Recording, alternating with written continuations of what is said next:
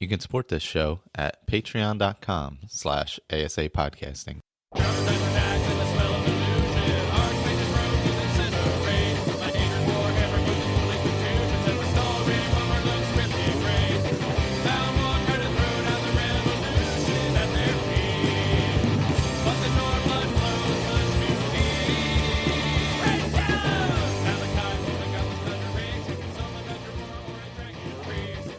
Hello, welcome back, Skyrim Addict podcast. I'm Michael. I'm joined today by Ray.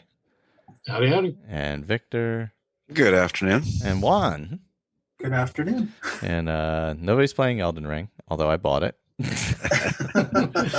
A quick Skyrim news note, or Skyrim community news note. If anybody saw, Shirley Scary, the Skyrim grandma, had a stroke over the weekend. Gosh, she seems to be doing okay, but she it did affect her memory. Apparently, she said she's been on Twitter and stuff. Apparently, the memory it affected is she can't remember the game. Oddly enough, and with strokes, if you've had any experience with people who've had them or whatever, it is very strange how it can affect your brain and the things that it affects. It's not like my father-in-law when he had him before he passed years ago. He spoke like 8 languages and he couldn't discern all the different languages. They would all come flooding at once after he had one. So it does very different things to different people and all that. So hopefully that's the worst of what happened. You know, we all love Skyrim, but let's hope that's the worst of what happened with it, and wish her well. So that was some. If that's the worst, that's not too bad. Yeah. It's like all right, start over. Yeah, exactly. Maybe it's great. If she can relearn it, it's a great gift, right? Yeah, that's it. It's like she got a new game all over again. She got to experience the world all over again. But wishing well for her there. That's definitely hoping for the best. Yeah. So I mentioned Elden Ring. I picked that up the other day. You die a lot. There's a lot of dying. And I don't mind a good dying game as long as it's really fun to die. Yeah. But if it's just frustrating to die, then forget it. Well, I'll say, so one of the things I know, and you've probably experienced this, Michael, if you haven't played many other Souls or Bloodborne games, one of the big problems with them has been that when you die, you often have to run back through a lot of other crap to get to where you died, or just to get to the boss that killed you, to only to be killed again and again and again. I gather in Elden Ring, they've done something to change that slightly. So when you die, you spawn right back at the boss. Yeah, you're much closer to the boss if you know what you're doing. Yeah. Same thing with Sekiro was like that too. You didn't have to run through too much hoopadoo to get back to the boss that killed you. But yeah, I can't play those games. I can't, like I was saying before, the only one that I really liked was Sekiro. Yeah. I bounced right off. I didn't even make it out of the opening area in Bloodborne. I was like, what the fuck? I'm sorry. Oh God. Yeah, I played for a couple hours the past 2 days. I picked it up. I preloaded it and all that. The first day I didn't have a lot of time, so I maybe played like an hour off and on throughout the day, so it wasn't like a clean linear hour. Yesterday morning I played a good bit, but it actually started like creating an issue where I was like getting a headache and it was kind of messing with my eyes a bit.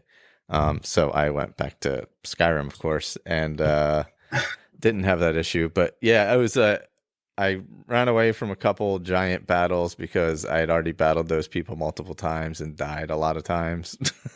And I was like, all right, I need a victory somewhere. So I ran off in the other direction and got a victory, but then lost to the next little set of enemies and had to start all the way back before the set that I had beat previously. And I'm like, what's the exploration like? I mean, is it, the videos I've watched have mostly been of people just, killing lots of things and running around and with, I haven't gotten super far, but it is like, it doesn't like point you in any direction or tell you to go anywhere. You can literally just wander and go wherever. Yeah. So I do like that about it. I need to explore a lot more before I understand it better or understand where I'm at and all that. But Yeah, there's nothing to say like, oh, you should be going this way. Like, not even any cues or anything sending you off in that way, Right. or anything. Yeah, I mean, all the From games seem to have the same sort of player character framework. You're always some kind of afflicted something or other, like in Bloodborne, you were in the Souls games. This one looks like the same idea, right? You're you have some affliction, or something. Yeah, there's something about. I don't think I've gotten far enough yet to where you find out completely. I did hear that selecting your class in the beginning is kind of important. It's a lot easier being like a warrior type than it is being a mage or apparently a bandit as I am, or yeah, and then there's another one that has no gear whatsoever. I was tempted to go samurai, and I probably should have, and I might restart and go samurai just so I have some kind of armor and can see and can survive a little bit. Yeah. If you find you start enjoying the gameplay, and I mean, Sekiro isn't anything like the rest of the games. I don't think anyway. But if you can find it on a good deep sale, I highly recommend that you try Sekiro. Cool. Yeah, for sure. I know Colin liked it. I don't know if he ever finished it or not. Honestly, I should have waited for this to go on sale. But it had been so long since I bought a game. I was like, I think that caused me to pull the trigger. Yeah. I was like, I haven't bought anything in a long time. I do play a bunch of stuff on Game Pass and all, but I hadn't purchased anything, and I was like, oh god, I should just But I have been playing Dying Light too. Not a lot, but some. So I love the first game, and this one is pretty awesome too. Oh, nice. Yeah. I've made it into the main city now. Not very far, but like 2 or 3 hours worth of play. Oh, okay. Yeah. Anybody else played it? I haven't. Ray's smiling. No. Again, in third person, not good. Yeah. No. Actually, Dying Light is first person. So is it? Yeah. Oh, there you go. It's a great parkour game. It is zombie parkour. Oh, cool. So if you like city parkour and climbing puzzles and stuff like that, it's great. It's just sort of on the same level as the Tomb Raiders and the Uncharted's and stuff like that. But I think in a lot of ways better done. It's really, really good. Nice. Yeah, I did play some more Hitman also, since it's on Game Pass. Just playing through stuff I've already played and just redoing levels and different versions of the levels and things like that. But that's more of a I got 20 minutes before work, I'll throw it on because I've played this a bunch of times and I don't have to really think about it, kind of thing. And where I don't have a lot of time and I'm fine if I just shut it off and head out the door, kind of thing. So, any ESO on? Little bit. Little bit. Kind of. Yeah.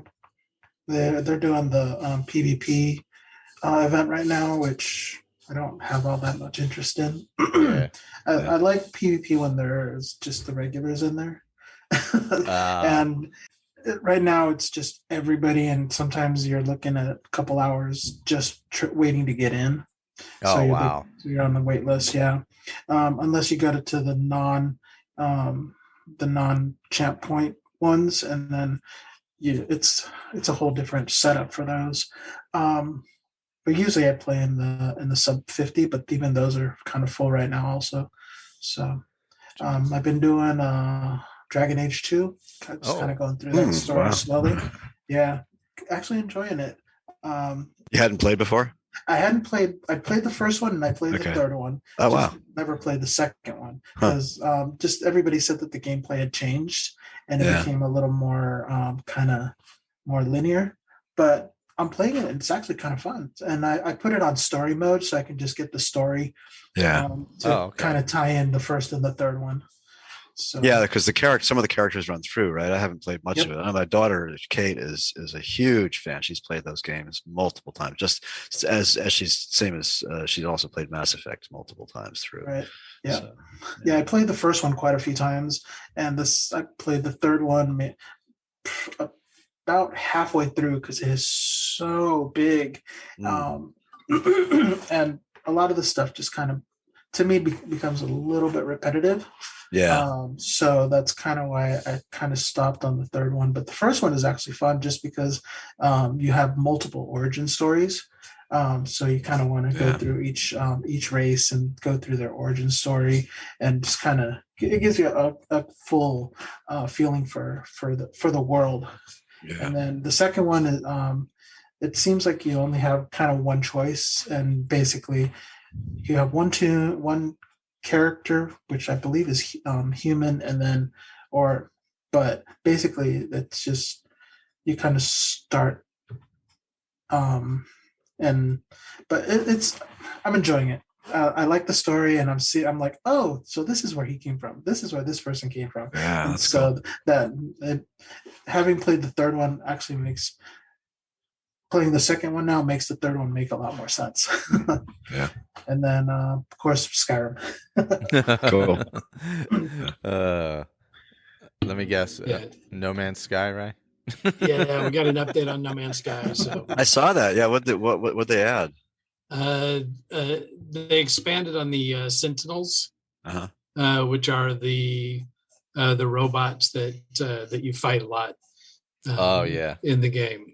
Cool. And so they expanded out on that. That was cool. And then they did it. They this past week had launched a new expedition, which is a separate gameplay where you have a bunch of milestones that you have to hit. And this one's all about animals. So, you're finding lots of different kinds of animals and different pets and stuff like that. So that's been fun. And then, sorry, my friend of mine just texted me something really funny. That's why I'm laughing. I'm not laughing at you, right? And they also released a new update on Cyberpunk. Oh, I saw you pop into that. Yeah. So that got me. That piqued my interest, and I reloaded the game. And have been playing quite a bit of that. It's a lot of fun. They changed a lot of stuff. So running around trying to find where they moved everything through, and then also they changed the jobs that you can do for the different fixers, so that they're not just all available all at once. You have to start off doing little jobs for them, and then they give you better jobs until finally you do all their side work. Oh, fun. So yeah, that was a fun update. Yeah, and then we're playing Fallout New Vegas for the roundtable on the Fallout feed. New Vegas. So been doing a lot of that, and sneaking in a little sneaky archer here and there. I've been trying to follow along a little bit with New Vegas. I haven't been contributing any, but I've been playing a little bit of it, trying to move forward in the quests. Yeah, I need to play again. I really love that game. It's got such a interesting story to it. It does, yeah. Yeah, it really is great game. I think I only played through it once full through, but I really liked it. I think I probably have to revisit it and go through the story again. I think it was before Fallout 4, and I hadn't played that one. So I played 3 and then that. But yeah, New Vegas really kind of has a great storyline. Yeah. It's good if you can play it on PC, because you can really update the game to where it functions so much better. Yeah. Because it was kind of an old game when it came out. Because it pulled so much out of Fallout 3. Yeah. That it wasn't like, fancy new gameplay when it came out. That's true. Yeah, that's a good point. Yeah, I think the only difference really was the leveling up system, right? All the recoms, all the skills and everything, they were a little bit different than Fallout 3. Yeah, I think some people said they actually made more sense. It's a little more complex than the other, than 3 and 4, right? In terms of character build and stuff, and all the traits and stuff that you can. it's clearly a different developers' take on it, and a good one. Yeah, a good. Yeah. Okay. So I of course immediately modded it, which will allow me a segue into what I really want to geek out on at some point when you guys are ready to listen to me talk about ready. this. But you ready? Okay. Right. Jump on it. Yeah. Okay. Wabbajack. Okay. This is one of the coolest pieces of software relating to mods I have ever played with. It is very, very, very good. But it has one or two requirements. One is you got to play it on PC. Yep. 2, your PC needs to be reasonably well spec'd. Doesn't have to be super high end, but it has to be reasonably well spec'd. 3, you should really have a reasonably good size SSD that you can play off of. So those are the hardware kind of things. So what Wabbajack does is, I don't know if you guys remember a few years ago, there was a whole controversy about mod packs, right? Oh yeah. Yeah. And that died, thankfully. Mod packs died because it was redistributing mods. It was not really a good thing. Wabbajack gets around that completely, and it uses the whole sort of paradigm behind Mod Organizer. It's very much inspired by Mod Organizer. In fact, it requires Mod Organizer, which is okay. It's easy. It's very much automated. You don't have to know how to use Mod Organizer at all.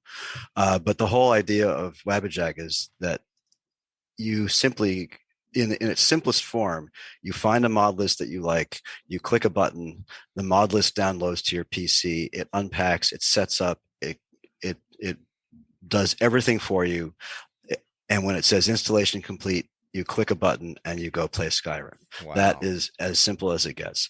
Now, it's not always exactly that simple, and sometimes you need to hold its hand a little bit, but it's such a great way of, if you're willing to climb a little bit of a learning curve, to just find out how other people mod the game and see what a really heavily modded game looks like. I have one mod list that's literally has 1,100 plugins and 1,500 mods in it. Nice. Wow. Yeah, it's huge. And almost all of them have Dindulod, which is the LOD, the distant LOD, dynamically rendered. They all have varying, all kinds of different texture packs and alternate worlds and things like that. It's great. It's just so much fun. And there are mod packs for, or mod lists, I should say, for Fallout New Vegas. There's 2 of them. There's several for Fallout 3. There's a bunch for Fallout 4, and a bunch for all kinds of other games too. As long as you can use Mod Organizer 2, you can build a mod list for it. And it gets better, because if you want to learn how to do it, you can make your own and just trade mod lists between friends.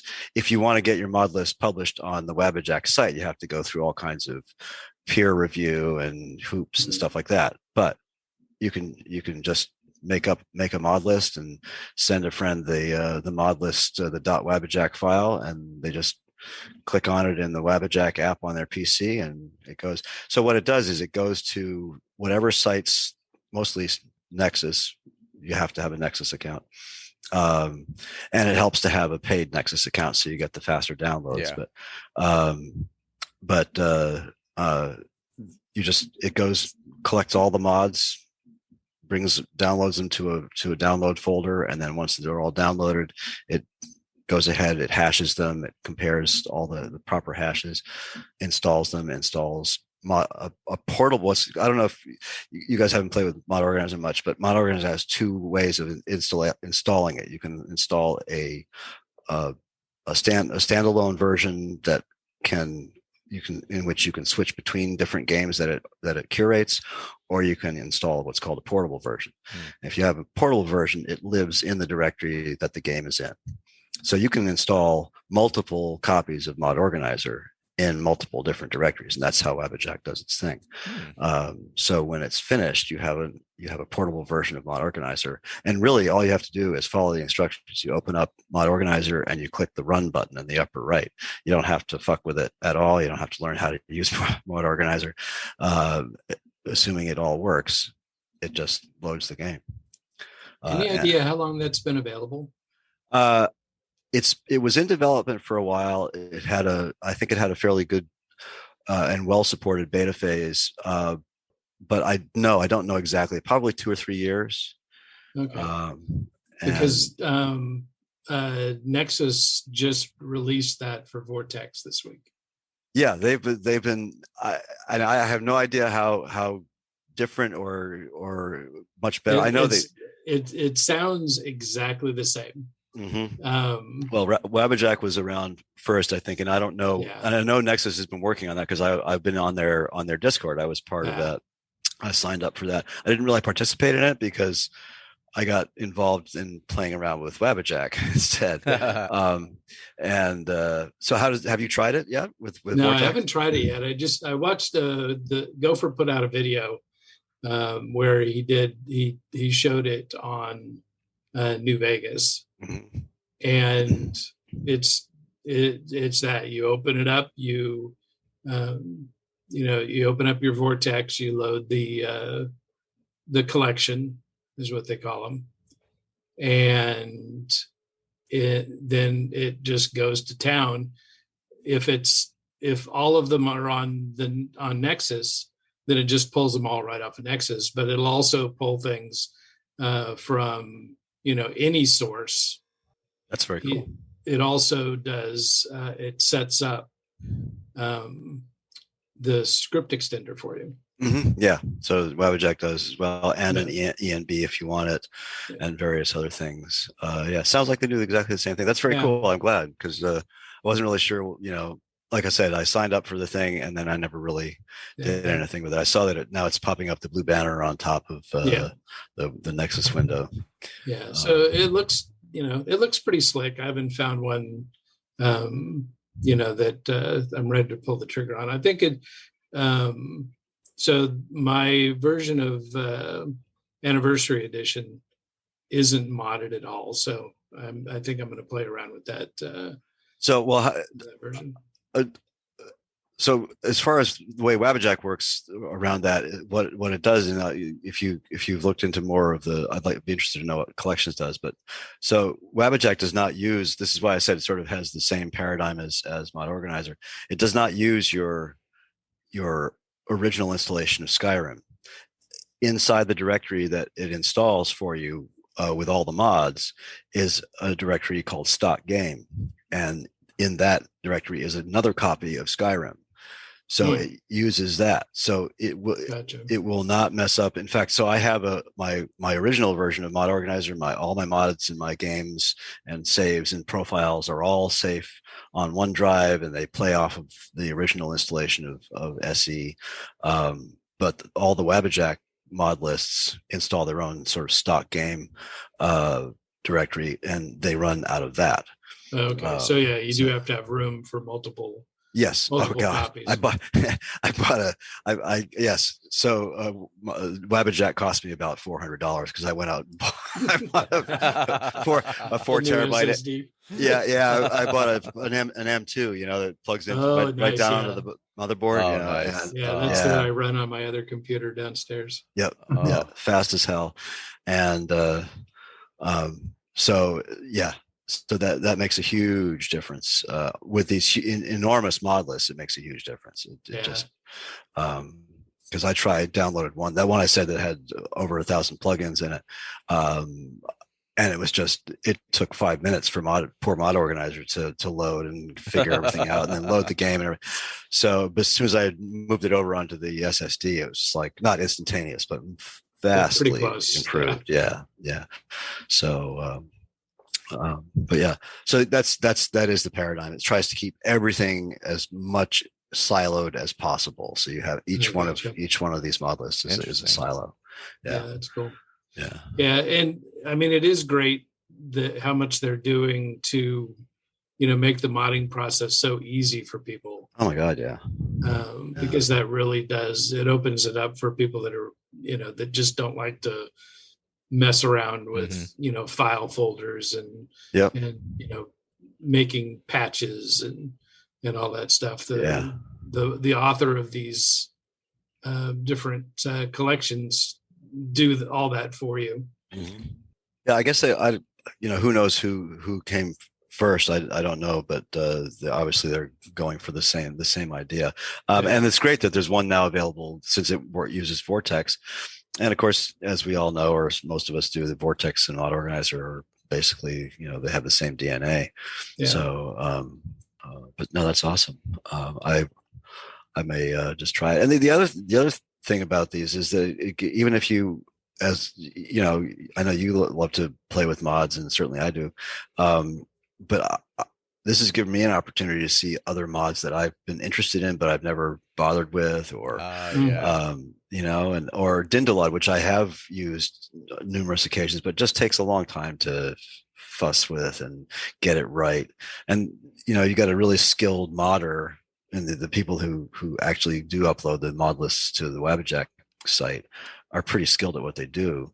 And they really do support these mod lists. If something gets updated, the mod list goes on under construction or under maintenance, and goes offline until they get it fixed up, and then it comes back online again. And then you have to update your mod list.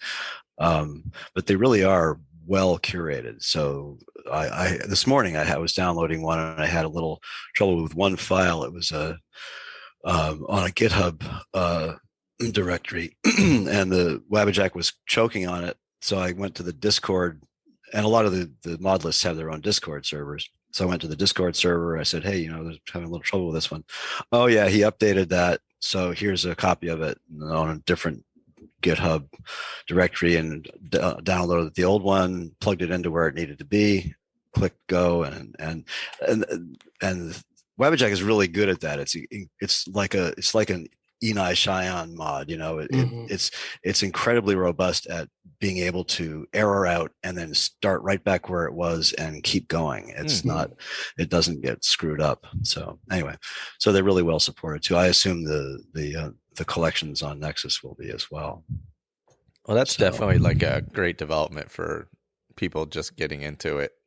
Entry level modding. Yeah, if they have reasonable computer skills, I think I would have to say that you need to have reasonably good computer skills, but you don't have to have a lot of modding skills. Yeah, you gotta, if it errors out, you gotta be able to read, paths and URLs and things in the error log and stuff. And figure out where all that's supposed to go. Create directories on your computer, things like that. How does that work on the Nexus collections, right? Do you have to... I haven't run any of them. I don't know, what kind of error correcting they have, but what about like making directories and stuff? Does that do it for you, or do you have to make your own? It does. It does all that for it. And then if it finds problems, it it gives you a fix button. And does basic fixes for it. So nice. Vortex has definitely been created to to take all the fuss out of modding that it possibly can. So and now with the way these collections work, to where it can actually load the script extender for you, you don't even have to do that anymore. So, assuming that everybody's using the same version of if it doesn't create alternate, stock game directories like Wabbajack does, the advantage of that is, of course, that some of these mod lists use SE and some of the mod lists use AE, so they require a different version of SKSE. And so since there's a separate version of Skyrim installed in every Wabbajack directory, at least for that, you can have multiple different versions of SKSE running as well. So interesting developments. Yeah, it's awesome. One thing and this is a mod, so I had never used it before. Maybe one of you guys have. It's an alternate start mod called Alternate Perspective. No. Haven't used that one. It is very cool. So it was just there was the same mod list that I downloaded this morning that has it built in. It's only the second one, but essentially the idea is that you wake up in the race menu or your character creation section, but you're in, and once you've created your character, you wake up in this room in an inn. Huh. And the inn is called the Resting Pilgrim or something like that. And guess where it is? It's in Helgen.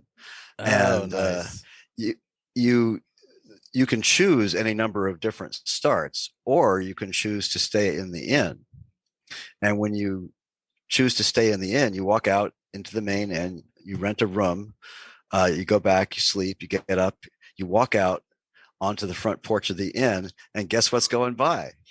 The carriages. Oh, it my is so God. cool. Oh, nice. Yeah, it's really great. And so you stand there and you hear all the same dialogue, and the carriages stop and everybody gets off. And Hadvar even goes over and says, he doesn't say, "Who are you?" but it's a Khajiit that jumps off the wagon and then the whole thing happens.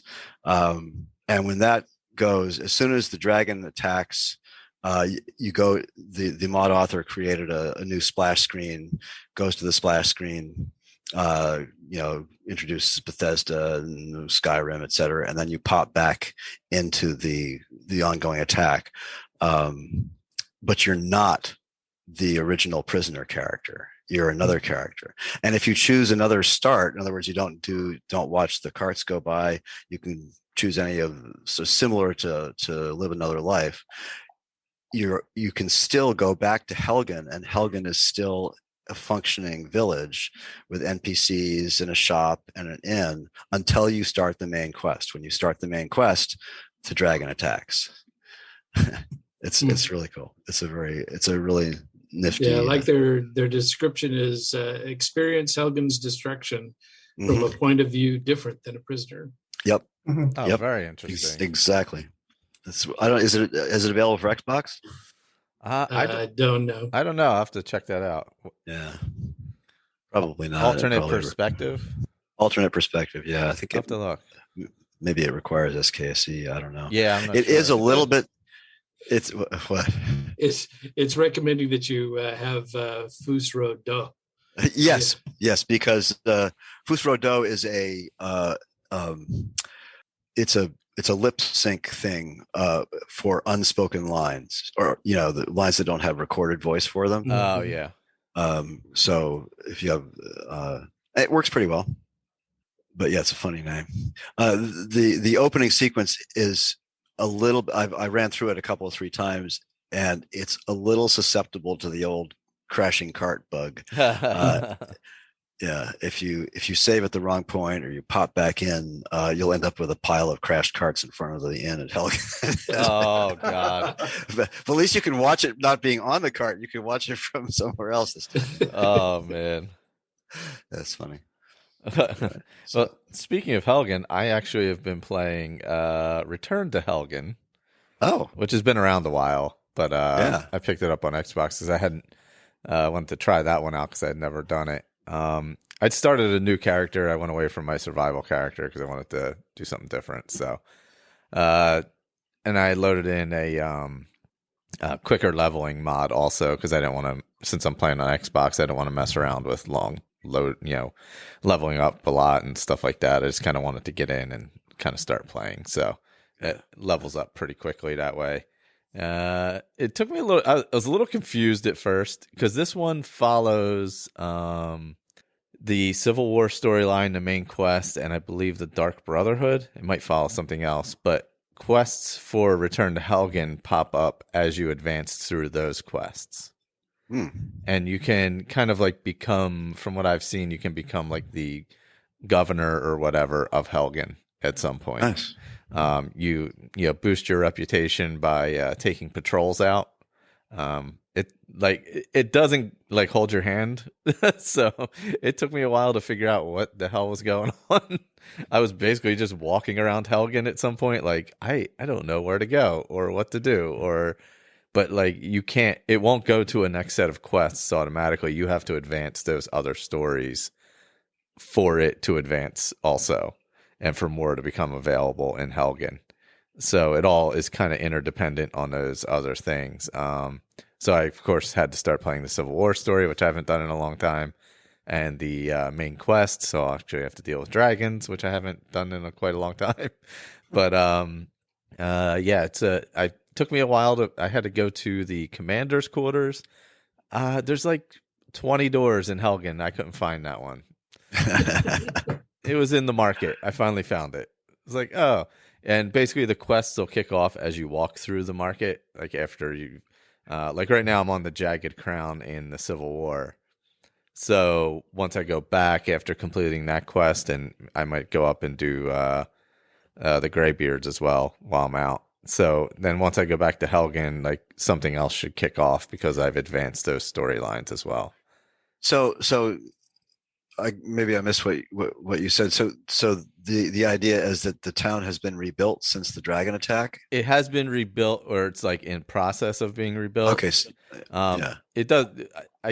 Most of it is. It looks like it's mostly rebuilt and back to like pre-existing conditions prior to the attack. But you, I guess it basically allows you to add things to the town, or levels up the things that are in the town, like merchants and things like that. And then also, obviously, the end goal, becoming like the governor of the town and all. Cool. And I think in Helgen Reborn, you had to recruit people as guards and stuff, right? Yeah, you were able to play it three ways: either no Civil War allegiance, or you can play either Imperial or Stormcloak allegiance. And yeah, then you have to go out and recruit and train and take on a bunch of quests and stuff, and then eventually, yes, you rebuild Helgen and end up with a pretty nice player home there in the central tower. Yeah. Oh, yeah. I think this utilizes the same player home basically. Okay. Yeah. And then instead of like training troops and gathering troops and things, you have the Imperial Legion there, so you can use them. And when you go out to do your patrols, you take a group of, you have whatever, like 5 guys that you go out with. Like I had to do a patrol from Helgen to Falkreath. So basically I walked the road to Falkreath, go to the inn in Falkreath, Dead Man's Drink. And once I get inside, it ends the quest. Okay. And then I would have to go back and ask for the next, ask for another patrol. And it would tell me, like, I don't know, go to whatever, Riverwood, patrol the road to Riverwood from Helgen. So I would follow that road. And then if I lose a troop on the way, I can go back and ask for replenishment and things like that. So that seems to be how it works. But yeah, it took me a little bit. It was a little funky in the beginning trying to figure it out because it's not a lot of guidance. But once I started to figure out, I got to talk to this person, I got to advance these quests, and that'll allow me to do things further, that made it a little easier. But I had to figure that stuff out kind of as I went along. That was the only drawback, is I was kind of wandering a bit, like, all right, what's that, running around the 5 buildings in Helgen trying to figure out which one had what I needed, and I just I couldn't. But eventually I did. So yeah, so I'll obviously be playing main quest, and then I'm doing Civil War now, and I guess I'll get into the Dark Brotherhood as well. Oddly enough, I just came across Cicero today on my way to the Jagged Crown, and Cool. Convinced the Laureus Farm gentleman there to help Cicero. Generally, I don't ask him to help. Oh, really? But yeah, I was like, yeah, just help him out. I'm gonna need him later anyway. Let him get there sooner. So yeah, I figured, I was like, I never really convinced him to actually help out poor Cicero. Maybe I'll do that this time. So I did that on the way. And I have shouts, which is weird. I forgot I had shouts, and I was like, I can actually shout because I'm actually playing the dragon quests. was like, this is weird. It's been so long.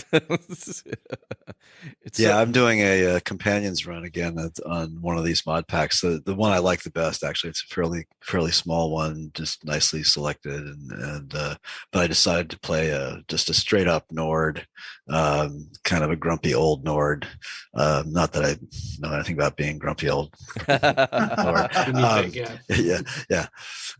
But he's a two-handed guy, and I thought, well, what the hell, companions, and I'm gonna let him. He's already become a werewolf, so that's gonna be fun. I haven't done a werewolf in a long time. So. Oh wow, yeah. I think I did one maybe a year or two ago where I maxed it out. It might be on the character the vanilla character I still have floating around that eventually I'll max out completely. Mm-hmm.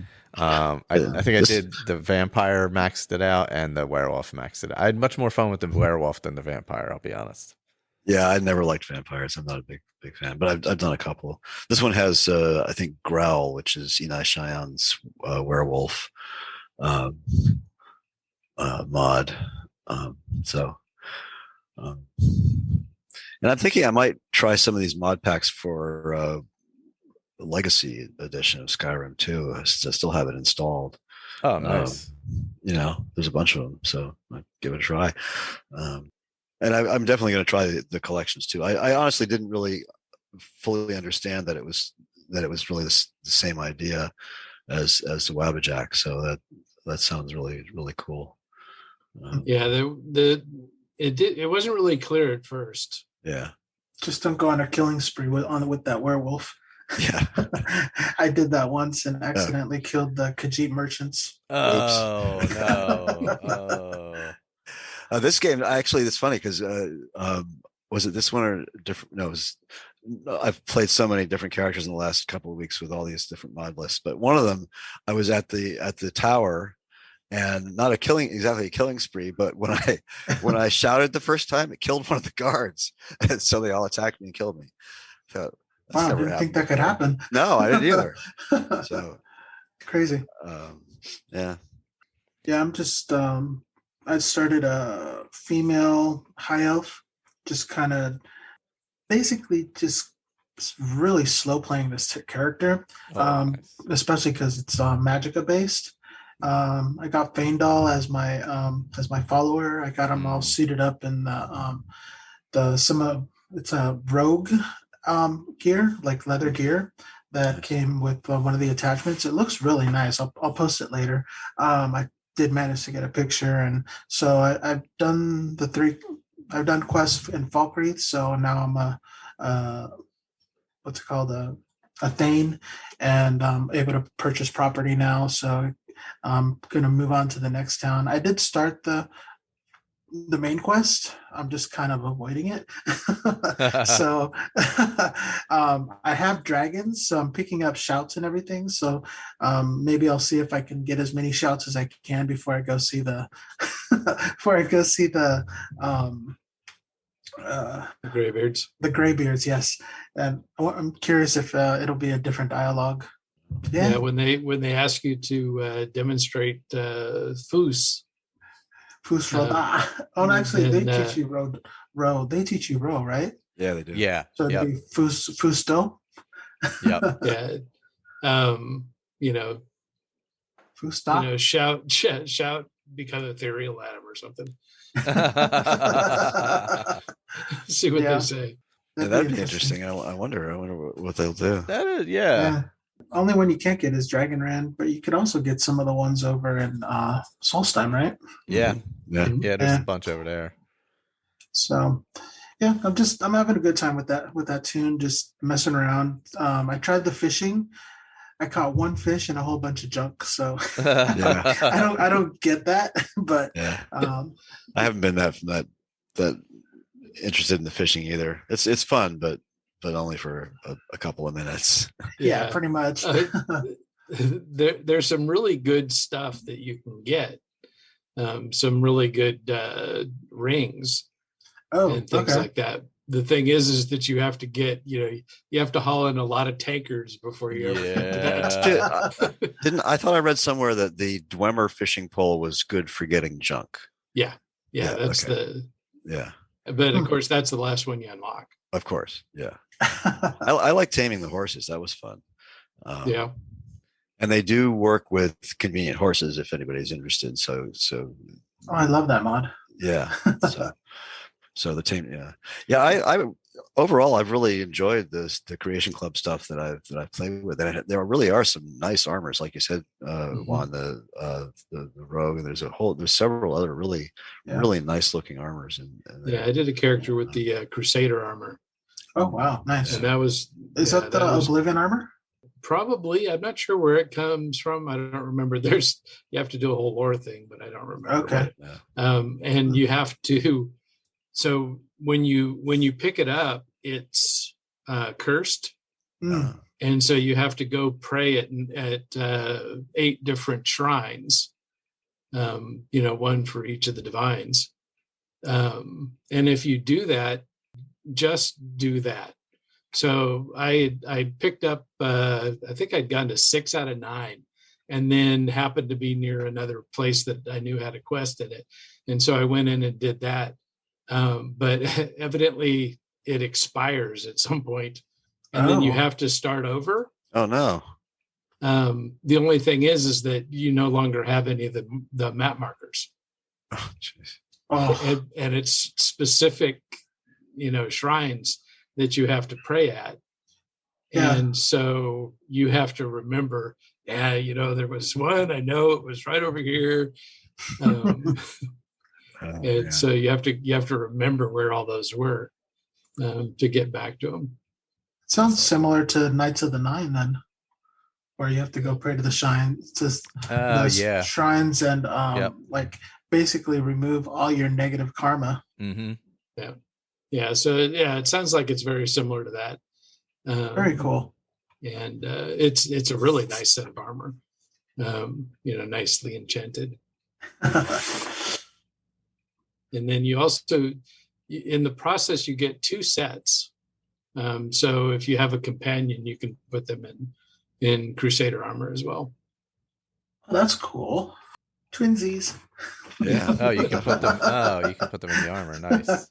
Yeah. Yeah, I thought one of the things I thought I had to do when I was getting the patrol troop together, I thought maybe it wasn't kicking off because I didn't have Imperial armor on. So I went to Solitude and stole some and put it on, and that didn't make a difference. So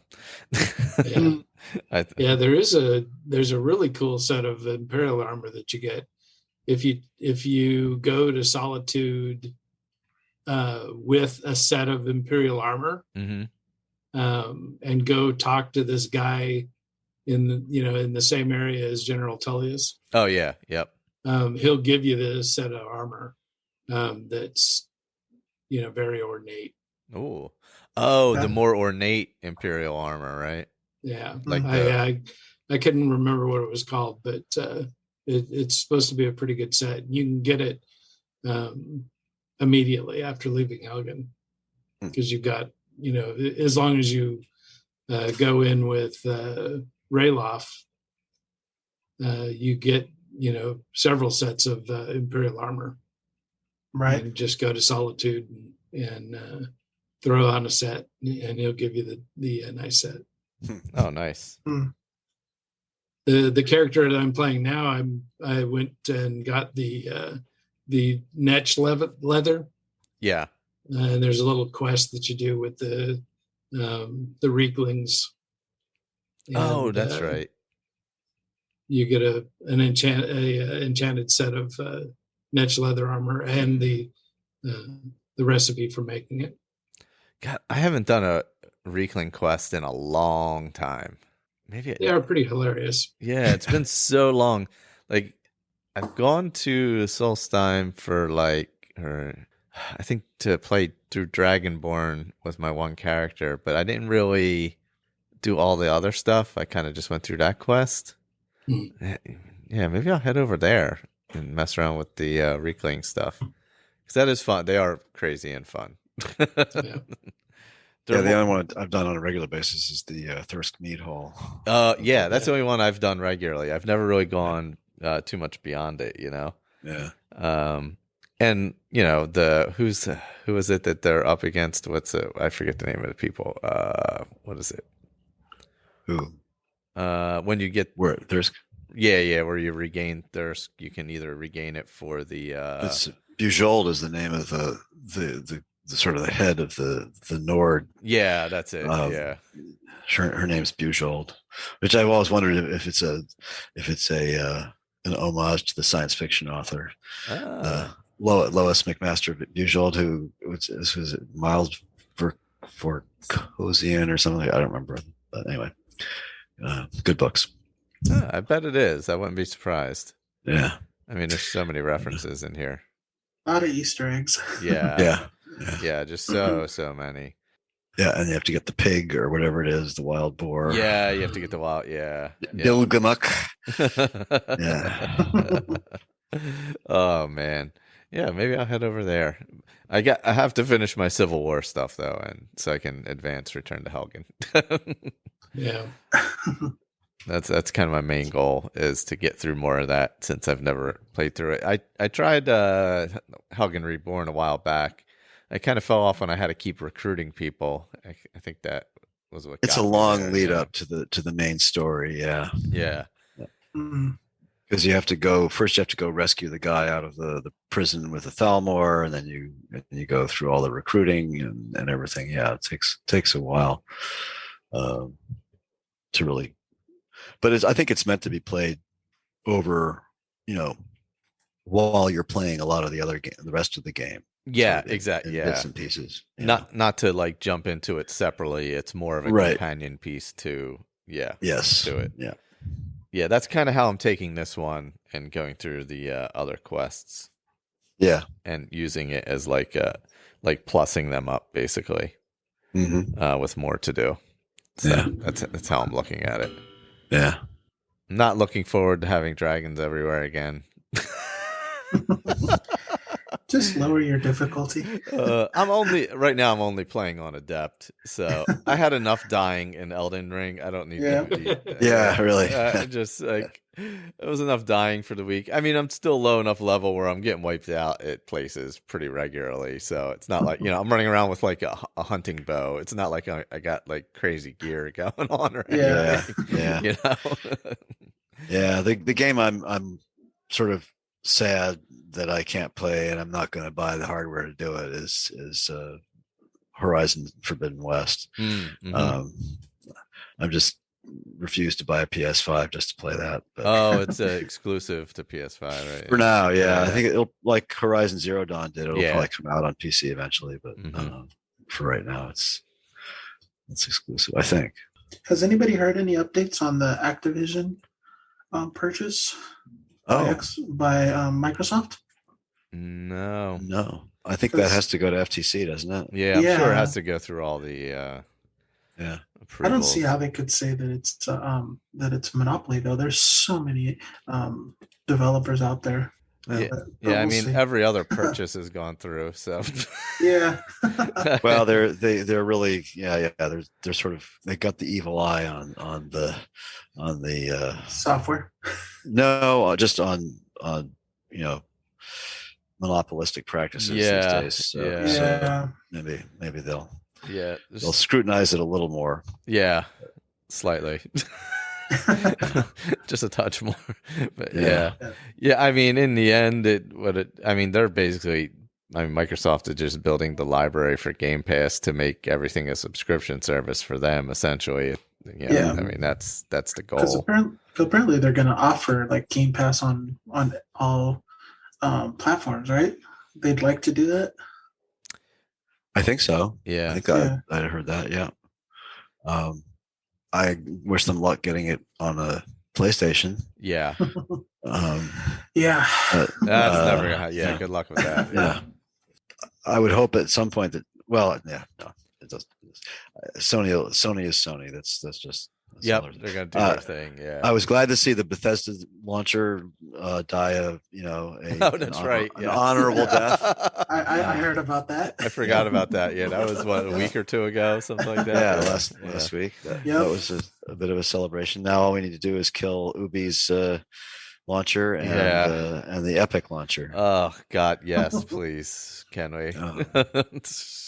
No, probably not. But it would be nice. It would be nice, yeah. That's not gonna. I know. Oh man.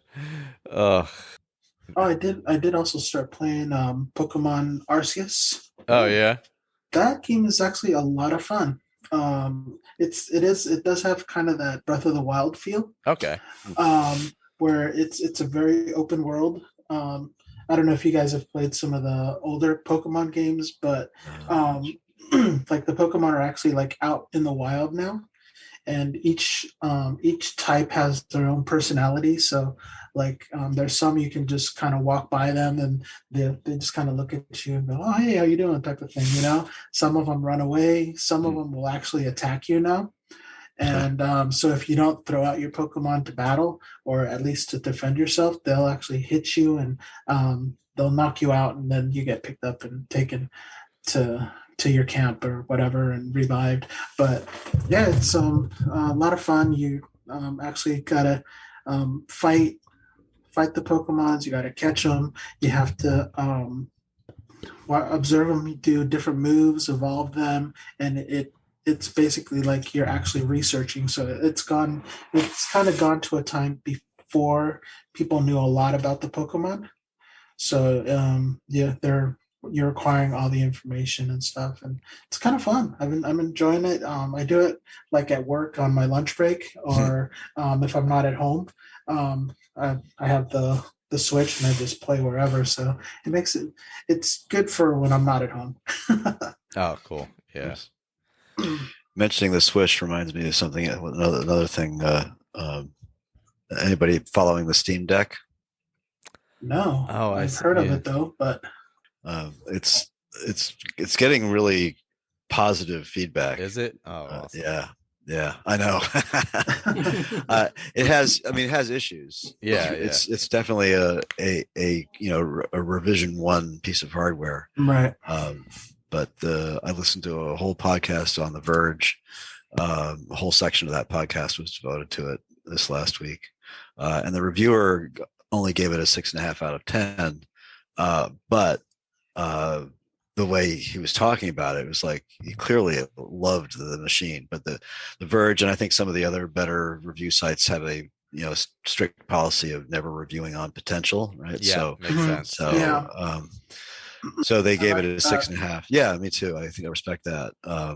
But they gave it a 6.5. But he said once it's set up, once you get a game playing on it, and you can play anything. It runs Linux.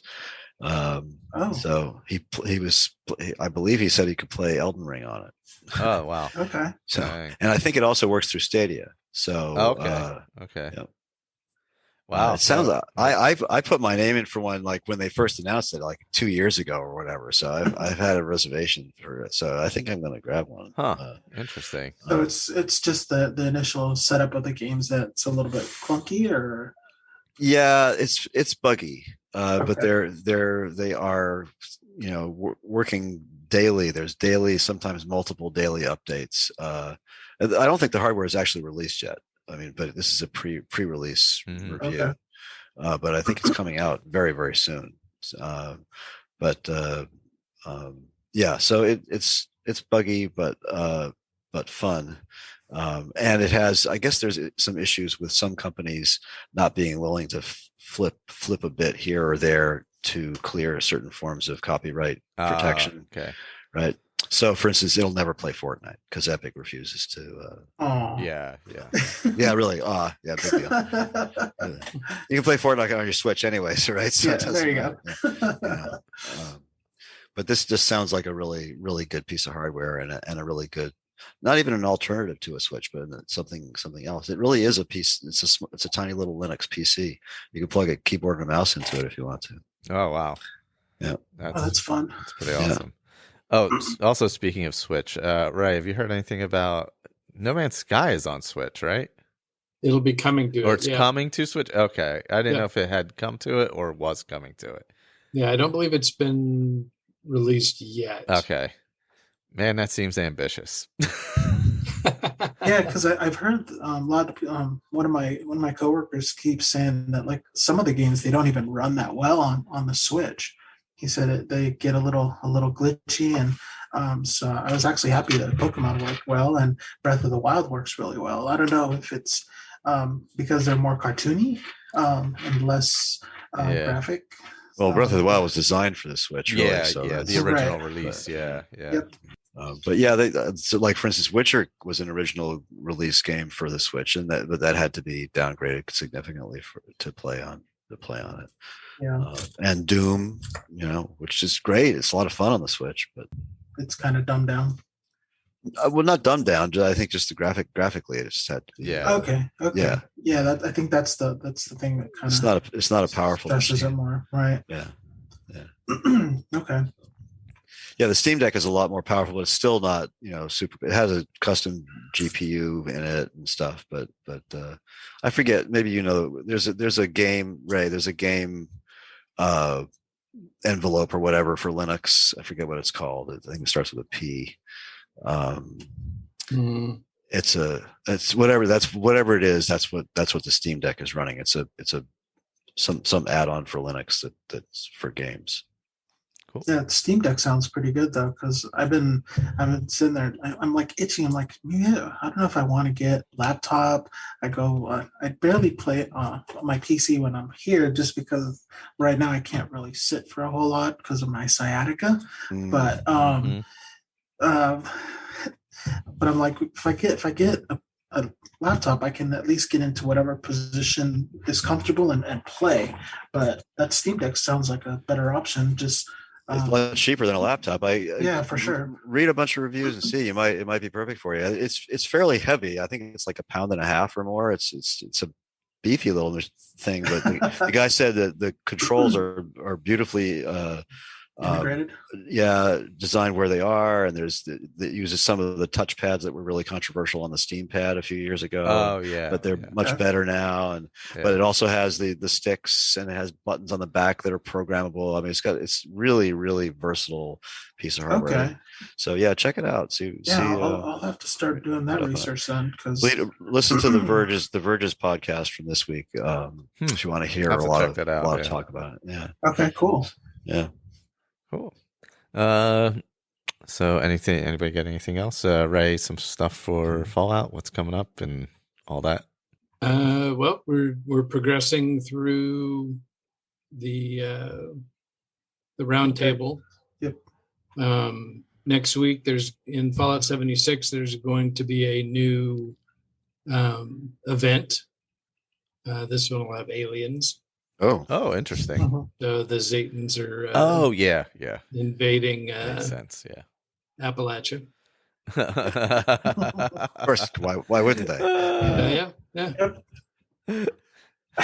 Yeah, that reminds me of like Destroy All Humans, that game.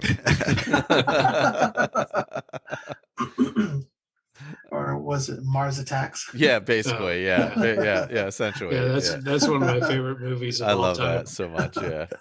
Oh gosh. Yeah. Let's see. Deplane, the Fantasy Island podcast, going strong bi-monthly. Nice. Excellent. I think we're up to like episode 6 or 7 of the first season. God, I loved that show so much, and I still do. Just wonderfully fun. And 70s fashion is amazing still, by the way. I do want one of those Jeeps with the frilly tops, though. Probably not super usable in New Jersey, but... No, probably not. Cloth top, but... maybe in the summer. Yeah, that's about it. Yeah, that would be about the only time. And then if it rains, you're completely screwed anyway. So, but that's all I got. Yep. Take care, everyone. We'll talk to you next time. Yep. Good night, all. Take care.